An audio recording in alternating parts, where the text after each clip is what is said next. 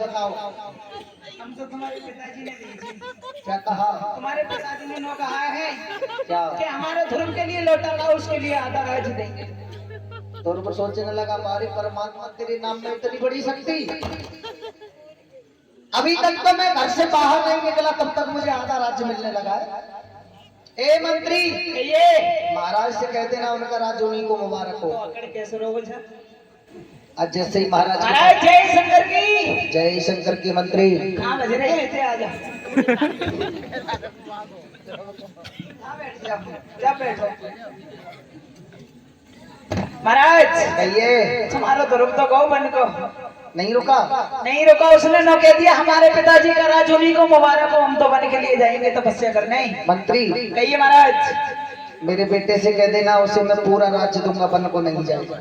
महाराज हाँ। तुम आज से मुंह से बेटा के लिए जाओ जल्दी जाओ। जाओ। मैं तो जाना कोई हूँ। जहाँ ध्रुव खड़ा था घर से बाहर। कोई गाने पापा तो कही रहो। बेटा ध्रुव तूने बेही बातें फिर करते हैं यार, कितनी बारी है कहाँ से गाओ। बेटा ध्रुव एक बता और की पापा पापा बेटा मैं बहुत आराम से की और धीरे और धीरे एक बता बहुत जोर से कहना सब सुनवाइया। पापा मंत्री क्यों आए हो? कोई बात है, तुम्हारे पिताजी ने फिर भेजी। क्यों?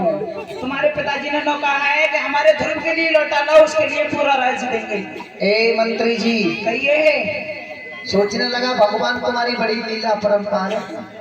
अभी तो मैं घर से ही बाहर निकलो, शहर से बाहर भी ना गए हो तब तक पूरा राज्य मिलने लगा।